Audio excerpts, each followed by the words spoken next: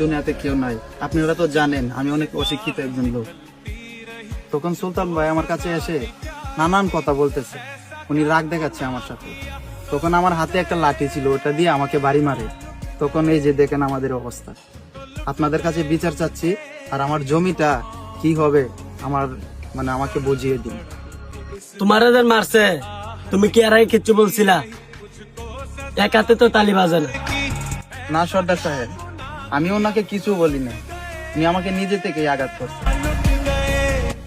কবির মিয়া, জায়গাটা যে তোমার বাপে দিয়ে গেছে, এটা কি দলিল প্রমাণ আছে তোমার কাছে কিছু? মেম্বার সাহেব, আমি তো অশিক্ষিত মানুষ, আমি তো তেমন কিছু জানি না, কিন্তু আমার আব্বা আমাকে একটা দলিল দিয়ে গিয়েছিল, সেটাই আমি আনতেছি।